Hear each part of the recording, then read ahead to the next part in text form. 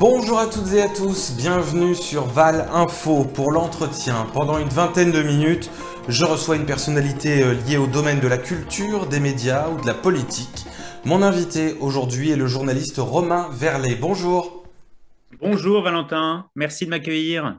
Merci à vous d'être avec nous. Vous êtes journaliste, vous avez signé le 28 février dernier le documentaire Complément d'enquête, dans lequel vous parliez de la face sombre de Patrick Poivre d'Arvor. Début février, vous avez sorti le livre que l'on voit actuellement, PPDA Le Prince Noir, aux éditions Fayard, un travail journalistique et littéraire très fouillé, très précis, très travaillé. On va y revenir dans un instant. Juste avant, qu'est-ce qui vous a motivé à sortir et à écrire ce livre? Écoutez, moi je suis un journaliste de télévision. J'ai commencé ma jeune carrière à TF1 en 2008 à la fin de l'ère PPDA. PPDA d'ailleurs a lancé mes premiers 20 heures pour TF1 et j'ai décidé effectivement de m'engager dans cette enquête folle sur PPDA pour complément d'enquête sur France 2 qui a été diffusée il y a un an. Et à la suite de ce reportage, j'ai été énormément contacté par à la fois des gens de la profession, des gens du monde de l'édition, des anciens de TF1, mais aussi, et plus important encore, par des nouvelles femmes qui se déclaraient victimes de PPDA. Et donc, je me suis dit que je ne pouvais pas garder toute cette matière pour moi et que je devais passer à l'écrit, que je devais écrire ce livre, qui est pour moi le premier, une nouvelle expérience. Et donc, c'est pour ça que j'ai écrit PPDA, Le Prince Noir. Et je pense que c'est intéressant, c'est que autant j'avais répondu à PPDA avec son média qui est la télévision, mais PPDA a toujours dit que la télévision, ce n'était que du sable. Après 20 heures, tout disparaissait. Et donc, je suis allé sur son autre terrain de posture et d'imposture, qui est la littérature et le monde de l'édition. Et effectivement, je suis, comme lui le dit, il n'y a que les écrits qui restent. Et donc, je suis allé un peu sur son terrain et j'ai fait quelque chose d'assez nouveau, c'est que j'ai lu PPDA dans le texte. Et je pense que depuis 30 ans, PPDA a semé plein de petits cailloux blancs dans ses nombreux livres. Alors justement, c'est intéressant ce que vous dites. On va revenir sur le PPDA dans le texte. Vous le dites, cet été, ou en tout cas l'été où vous avez écrit ce livre, vous avez relu PPDA. Et on découvre des phrases qui, avec le recul que l'on a maintenant sur cette affaire, sur les témoignages, c'est glaçant en fait. On a presque la nausée honnêtement hein, quand on lit les témoignages et surtout quand on lit les extraits, par exemple, de ce qu'il écrit sous le couvert d'un personnage, c'est glaçant. Effectivement, en fait, je suis parti d'une intuition. Je me suis dit, et si PPDA, finalement, pervers narcissique comme il est, il ne s'était pas raconté depuis 30 ans dans ses livres. Il faut savoir que PPDA, il a 75 ans et il a écrit ou coécrit 80 livres. Donc déjà, on se dit, bon, comment a-t-il fait pour écrire autant? Donc on sait qu'il a écrit certainement beaucoup avec son frère, mais aussi certainement avec des nègres. Et donc effectivement, il a été condamné dans une histoire de plagiat. Et en fait, PPDA, il a plusieurs. C'est un homme à multiples facettes. Donc il écrit soit des autobiographies, où quand même il se raconte beaucoup et notamment dans certaines autobiographies ou dans certains récits très personnels, il raconte beaucoup de choses sur Solène, sa fille qui souffrait d'anorexie. Effectivement, il a écrit 2 livres où il a partagé toute sa peine parce il se sentait impuissant face à cette maladie, il se sentait aussi complètement dévasté après le suicide de sa fille à 19 ans. Effectivement, dans ces récits, assez troublant, pour tout vous dire. Il raconte l'intimité de sa fille. Voilà, il raconte que il s'émeut de voir la poitrine de sa fille de 11 ans naître quand il la regarde dans son bain. Et donc, effectivement, dans mon livre, Le Prince Noir, voilà, je fais un peu l'exégèse de toute cette littérature qui aujourd'hui donne le frisson. Et donc PPDA, non content de se raconter dans tous ces récits autobiographiques, parce qu'il y a qu'un seul truc qui l'intéresse, PPDA, c'est lui et que lui et par lui. Et quand il veut aller encore un peu plus loin, pour décrire ses névroses, ses excès, son addiction au sexe et sa fascination des vierges, il utilise 2 personnages, des personnages de fiction, des personnages de papier, qui s'appellent par exemple Victor ou qui s'appelle Alexis. Et par exemple, Alexis Dorgel, c'est très intéressant. Alexis Dorgel, c'est son premier nom de plume quand PPDA a écrit ses premiers articles pour Valeurs Actuelles. Et ben, après, Alexis Dorgel est devenu un personnage des romans de PPDA et notamment un personnage de gynécologue. Donc aujourd'hui, effectivement, comme vous dites, c'est les mains sales et la nausée quand effectivement on lit que Alexis Dorgel slash PPDA écrit que toutes les 3 jours, il change de femme, qu'il a besoin de combler ce vide et qu'il a besoin de collectionner comme ça des femmes. Alors, il y a un instant, vous parliez de sa fille Solène, qui est aussi finalement au cœur de ce livre. Je fais ce parallèle avec Solène parce que on le voit dans les nombreux témoignages que vous avez recueillis, notamment des femmes qui accusent Patrick Poivre d'Arvor. Il y a à peu près toujours le même cérémonial. Dans 90% des cas, ces femmes sont invitées à TF1, assistent au journal, puis se rendent dans le bureau de Patrick Poivre d'Arvor où se trouve une très grande photo de Solène, sa fille anorexique. Certaines femmes qui accusent Patrick Poivre d'Arvor ont été ou sont elles-mêmes anorexiques et disent avoir été violées par Patrick Poivre d'Arvor sous la photo de sa fille. Effectivement, c'est un de mes derniers chapitres. Ça a été certainement le chapitre le plus difficile à écrire. Ça s'appelle Sous les yeux de Solène. Et effectivement, au cours de mon enquête, j'ai pu collecter des témoignages. Et effectivement, 7 femmes souffrant d'anorexie racontent avoir été agressées ou violées dans le bureau de Patrick Poivre d'Arvor à TF1, dans cette grande tour TF1, qui est quand même la tour du pouvoir, la tour de la puissance financière, la première chaîne d'Europe.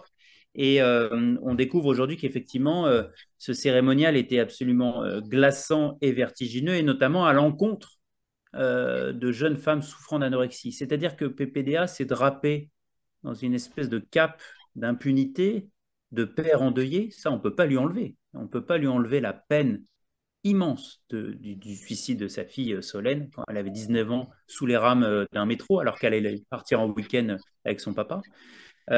Mais PPDA, il a ce double visage. À la fois, il a monté la plus grande institution européenne pour soigner les adolescents et les adolescentes souffrant d'anorexie. Donc, ça s'appelle la Maison de Solène, qui est une institution très connue de renommée européenne. Et parallèlement, on s'aperçoit que plusieurs femmes souffrant d'anorexie écrivaient à PPDA et voyaient en lui une espèce de père de substitution. Et PPDA, tout sadique qu'il était, il n'hésitait pas à les inviter dans son bureau et à leur faire subir, selon les témoignages, attention, les mêmes affres et les mêmes excès, les mêmes viols présumés dans son bureau. Tout ça sous, effectivement, ce grand portrait qui trônait dans le bureau de PPDA. Moi, je me souviens, je suis un ancien de TF1, je me souviens de ce bureau. Ce bureau, il était au 2e étage de la rédaction, au fond à gauche. C'était le seul bureau fermé de la rédaction. Et il y avait effectivement dans son bureau une espèce de grande photo de sa fille Solène, photo qui avait été effectivement présente lors de la grande cérémonie qui avait eu lieu à Paris en hommage à Solène. La majorité des viols racontés par les victimes, vous le disiez, se sont déroulés à TF1. Pour complément d'enquête et aussi pour votre livre, vous avez rencontré d'anciens dirigeants de TF1. Certains de l'époque PPDA sont décédés, d'autres non. Vous le dites, il y a 2 phrases qui s'entrechoquent. Il y a le on savait et on ne savait pas. Et tout le monde savait et finalement personne ne savait. À TF1, par exemple, les personnes qui ont répondu, que ce soit à vous, à Mediapart ou à d'autres journaux, ont dit peut-être que ça s'est passé, mais j'étais pas au courant. Tous le disent. Est-ce qu'il y a eu une impunité? Est-ce qu'il y a eu un aveuglement? Comment vous analysez, vous, après ce travail de recherche, le fait qu'on n'ait rien vu finalement, alors que tout se passait dans cette tour TF1? Bon, j'apprécie, je vois que vous avez bien lu mon livre et chacun de ces chapitres et tout ça, les 26 chapitres. Effectivement, il y a un chapitre qui s'appelle Tout le monde savait et effectivement, tout le monde en fait. On découvre aujourd'hui que PPDA recevait très régulièrement, tous les soirs, des femmes à l'issue du 20h. Il l'a dit devant les enquêteurs, il a été entendu voilà, 2 fois devant les enquêteurs de la brigade. Et il a dit qu'effectivement, il avait des relations sexuelles dans son bureau. Déjà, moi j'ai mis longtemps à comprendre, déjà on peut s'étonner, voire s'alarmer, voire s'insurger, que le bureau de Patrick Poivre à TF1 servait de lupanar, de garçonnière pour assouvir les besoins du présentateur. Donc il y avait comme ça un flot ininterrompu tous les soirs de femmes qui venaient pour avoir des rendez-vous. Et pour beaucoup, pour certaines, il y avait des relations sexuelles consentantes. Et donc forcément, c'était devenu tellement une habitude que sa chasse rapprochée, sa garde rapprochée a peut-être fermé les yeux en se disant, bon, bah, c'est les invités de Patrick, elles viennent, elles savent. Et en fait, personne ne s'est vraiment posé la question que c'est quoi ce ballet ininterrompu de femmes, toutes jeunes, jolies, qui viennent de province, qui viennent de loin, qui sont romancières, qui sont journalistes, qui viennent pour assister aux 20 heures et après aller dans son bureau. On se doute qu'à 21 heures, toutes ces femmes n'allaient pas boire le thé. À 21 heures, ils n'allaient même pas dîner, ils leur servaient parfois un verre de vodka ou de rhum. Et en fait, beaucoup de femmes racontent que il y avait un effet de surprise, c'est-à-dire qu'il y avait les femmes qui venaient, si j'ose dire, de manière constante, et il y avait d'autres femmes qui venaient, elles ne savaient pas, elles venaient pour présenter un premier roman, elles venaient pour répondre à une interview, et donc effectivement, elles racontent qu'elles ont été agressées ou violées au premier rendez-vous, selon elles. Et donc, c'est un peu la théorie un peu de mon livre et toute l'argumentation, c'est que à TF1, à l'époque, personne ne s'est vraiment posé la question ou c'est un peu les trois singes de la sagesse. Vous savez, à côté de la télévision, sur le rebord de la cheminée, il y a les trois singes. Il y a ceux qui ne voulaient pas voir, pas parler et pas entendre. Et ben, c'est un peu ça, TF1 aujourd'hui. C'est-à-dire que, et aussi à l'époque, on ne se posait pas de questions finalement, le bonhomme. Il fallait le laisser très confortable. C'était la star et la rentabilité à tout prix. Bon, bah voilà, il recevait des femmes, on ne voulait pas trop voir ce qui se passait. Mais sauf que aujourd'hui, il y a deux femmes, Muriel Reus et Cécile Timereau, qui sont deux anciennes de TF1, qui racontent qu'elles ont été agressées par Patrick Poivre et qu'elles ont prévenu à l'époque les deux plus hauts dirigeants, Patrick Lelay, malheureusement aujourd'hui décédé, et Robert Namias, qui est toujours de ce monde. Et il y a bien eu des alertes. Évidemment, les alertes n'ont pas été suivies de fait. Je le disais il y a un instant, donc vous avez vous aussi travaillé à TF1. D'ailleurs, vos premiers sujets en 2008. Alors, vous avez d'abord travaillé à LCI en 2005 jusqu'en 2008, puis vous êtes allé à la rédaction de TF1. Vos premiers reportages, d'ailleurs, ont été lancés par Patrick Poivre d'Arvor, et puis vous êtes arrivé donc quelques mois avant son licenciement. Il est donc licencié en juillet 2008 par TF1. Officiellement, en tout cas selon Patrick Poivre d'Arvor, dans un de ses livres, il aurait été licencié suite à une interview avec Nicolas Sarkozy où il lui a dit vous étiez comme un petit garçon qui rentre dans la cour des grands. Ça, c'est l'explication officielle. Mais vous avez une autre théorie sur ce licenciement. Non, j'ai pas une théorie. En fait, pendant longtemps, on a cru, et pas moi, hein, mais on a cru qu'il y avait peut-être un dossier PPDA, qu'il y avait peut-être une enquête interne, qu'il y avait peut-être quelque chose.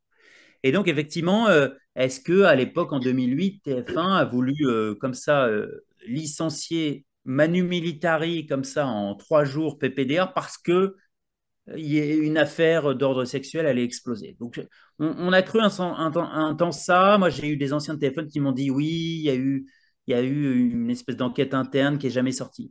Cette enquête interne, en 2008, je ne l'ai jamais trouvée. J'ai interviewé pour ça Nonce Paolini, qui était le grand PDG de l'époque, qui a eu la lourde charge de virer le présentateur le plus connu de France, le présentateur préféré des Français. Et donc, ça a été quand même pour lui quelque chose d'assez compliqué de se séparer de la machine à cash qui était PPDA. Et lui, voilà, je l'ai interviewé pendant longuement et lui me certifie qu'à l'époque, il n'y avait aucune connaissance d'affaires d'ordre de mœurs ou d'ordre sexuel à l'encontre de PPDA en 2008 par la direction de TF1.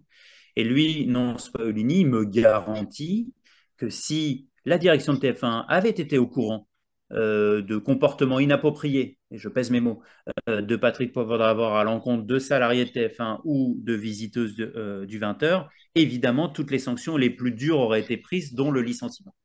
Donc effectivement, à l'époque, PPDA est viré pour des bonnes raisons, c'est que la direction de TF1 veut se débarrasser de PPDA parce que PPDA a toujours dit que c'était lui le boss et que c'était lui qui déciderait de sa date de départ du JT. Et finalement, il est licencié à 60 ans. Il se retrouve à la retraite comme un Français presque lambda. Et il en a beaucoup voulu à TF1 parce que lui est très rancunier. PPDA, vous savez, c'est comme avec le boulot, c'est comme avec les femmes, c'est toujours lui qui décide. On ne quitte pas PPDA, on ne vire pas PPDA, c'est PPDA qui décide de tout. Sauf que là, c'est Nonce Paolini et la direction de TF1 qui a décidé pour lui. Alors vous en parliez il y a un instant, vous expliquiez que c'est PPDA qui choisit le moment de la rupture. En tout cas, il avait, disons, été vexé de ne pas avoir choisi la date de son départ. D'ailleurs, dans le film de sa fille consacré à Patrick Poivre d'Arvor, un homme pressé, il explique, avant d'apprendre son licenciement, qu'il a une date en tête pour son départ. C'est aussi pareil avec les femmes. Il y a une femme qui a quitté Patrick Poivre d'Arvor, vous le racontez dans votre livre, c'est une femme qui se prénomme Agathe. C'était d'ailleurs il y a plus de 10 ans. Elle choisit cette rupture, les choses se passent très mal et en fait on découvre que l'affaire PPDA en réalité a été occultée par les médias à ce moment-là, puisqu'il y a déjà eu cette affaire de cette jeune femme qui a d'ailleurs porté plainte contre Patrick Poivre d'Arvor suite à un livre qu'il avait publié. Donc il y avait déjà une affaire PPDA avant l'affaire PPDA. En fait, c'est ça, c'est-à-dire que PPDA, ce qui est quand même dingue avec cette histoire, c'est qu'il a fallu attendre 2021. Il a fallu attendre qu'il ne présente plus le 13h il a fallu attendre qu'il ne présente plus le 20h de TF1 depuis 13 ans pour que l'affaire explose. C'est dire la puissance, l'aura, l'impunité dont a joui PPDA pendant des décennies.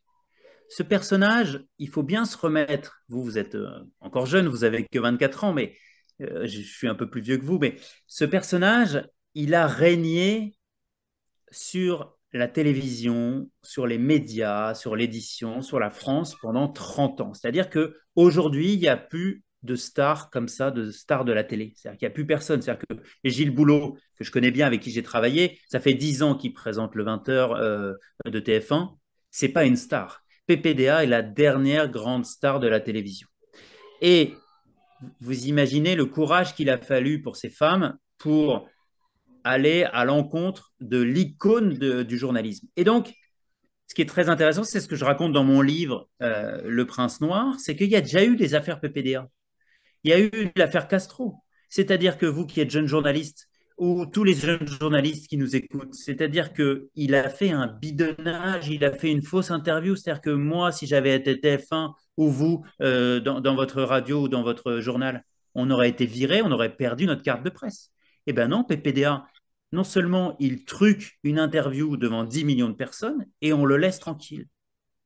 Quelques années plus tard, il y a une autre affaire PPDA, c'est l'affaire Botton. Pendant 5 ans, un homme d'affaires, le Reims, dans le monde entier, lui offre des voyages en jet privé, des hélicoptères. Voilà, il s'appelle Pierre Botton. Tout ça pour aider un homme politique. Et finalement, PPDA est condamné. Il est condamné par la justice pour recel d'abus de biens sociaux. Et finalement, la seule sanction de TF1, c'est quoi?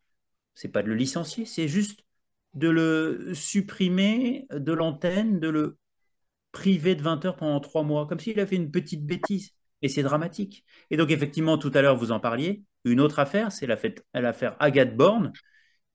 C'était il y a 10 ans. Une femme qui porte plainte pour viol de la vie privée et qui porte plainte contre plagiat. C'est-à-dire que PPDA, non content d'avoir été en couple avec elle, furieux d'avoir été largué par Agathe Borne, qu'est-ce qu'il fait? Il se venge, et c'est La vengeance dans la plume, c'est un de mes chapitres, où finalement il raconte toute l'intimité de cette jeune femme avec qui il a partagé 2 ans de sa vie. Et pour ça, elle, en 2011, elle est très courageuse. Elle porte plainte contre lui et elle gagne en justice. Donc en fait, des affaires PPDA, il y en a eu beaucoup et il y en a eu une dernière encore, c'est l'affaire du plagiat. PPDA, ça rime aussi avec plagiat, c'est-à-dire que euh, tellement fort de sa surpuissance, de sa mégalomanie, eh ben, il va demander, ou sa maison d'édition, je raconte effectivement dans mon livre tous les coulisses de cette affaire, c'est effectivement PPDA a été piégé à son propre jeu parce que certains de ses livres n'étaient pas écrits par lui, mais par des nègres. Et parfois, il n'en était même pas au courant. Et donc, pour cette histoire, finalement, le monde de l'édition ne lui en voudra pas. Il sera republié, republié derrière par d'autres maisons d'édition, tout ça. Qu'en fait, PPDA, plus c'est gros, plus ça passe, quoi. C'est-à-dire que des affaires PPDA, il y en a eu plein avant qu'il y ait la grosse affaire. Et je trouve aujourd'hui, c'est pour ça que je suis content de parler avec vous, c'est que je trouve que la société française ne s'est pas encore emparée de cette affaire PPDA qui est, selon moi, notre affaire Weinstein. C'est-à-dire que, vous savez, ce producteur d'Hollywood qui aujourd'hui est en prison pour 21 ans parce que des femmes l'ont accusé d'agression et de viol. Eh ben, c'est un peu notre même histoire. C'est-à-dire que, sauf qu'aux États-Unis, les histoires sont allées très vite. C'est l'origine du mouvement MeToo. Mais en France, on a beaucoup de mal avec cette histoire. Et je trouve que nous, journalistes, on est les champions pour aller dénoncer le MeToo au cinéma, dans l'église, dans le sport. Ce qu'il faut absolument faire, évidemment. Et quand il s'agit de braquer la caméra contre nous, sur nous, et de se dire, bah tiens, qu'est-ce qu'on fait nous? Et ben là, il n'y a plus personne. Et donc, ce livre, PPDA Le Prince Noir, c'est aussi une sorte de droit d'inventaire de nos petites lâchetés, nos grandes trahisons. Parce que finalement, PPDA, aujourd'hui, on le décrit comme un monstre.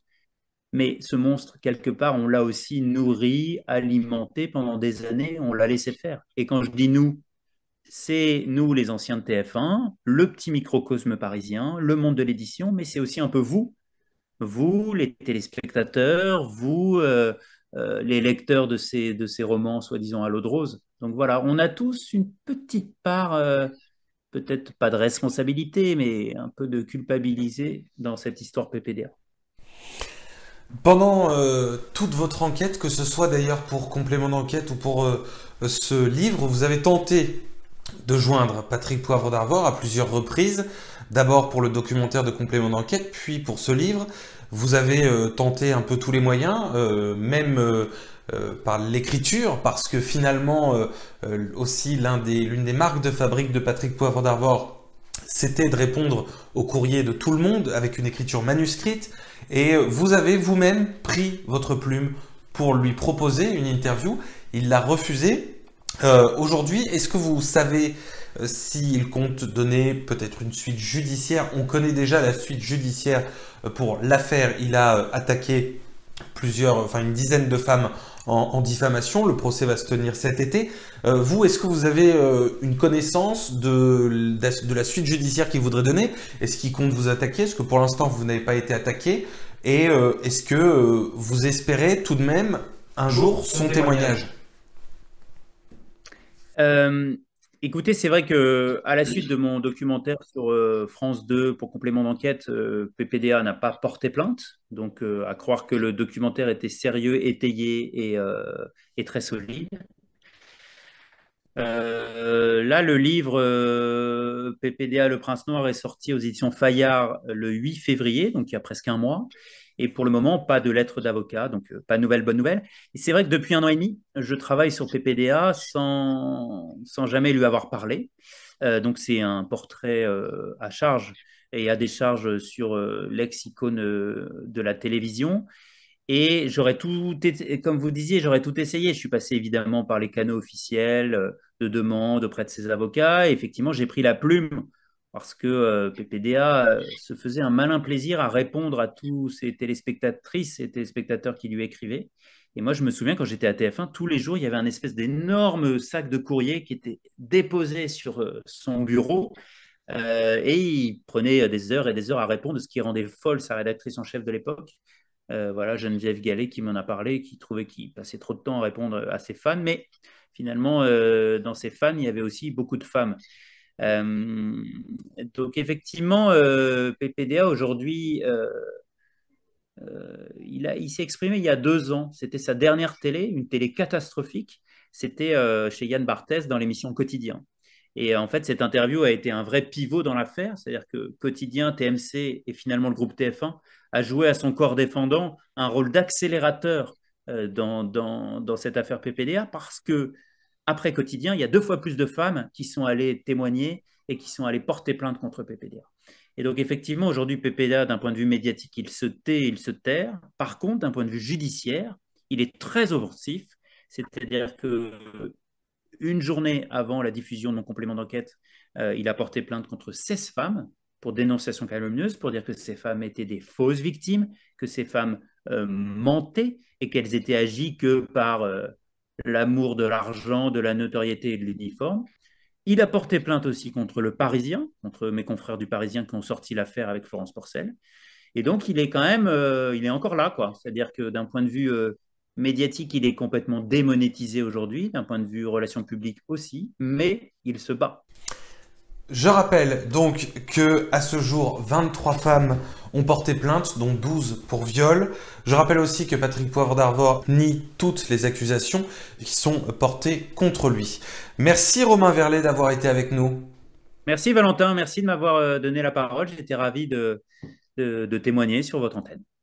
Merci à vous et j'invite évidemment toutes celles et tous ceux qui nous écoutent, qui nous regardent, à lire ce livre.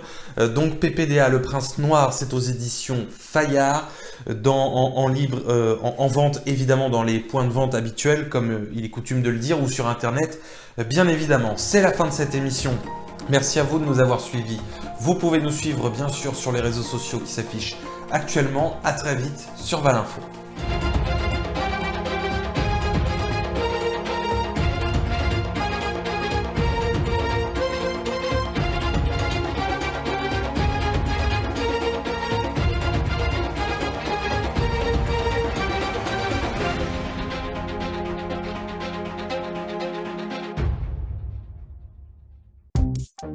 Suivez Valinfo sur les réseaux sociaux. Sur Facebook avec la page Valinfo, sur Twitter et Instagram @ValinfoProd, sur Twitch avec le compte ValinfoProd.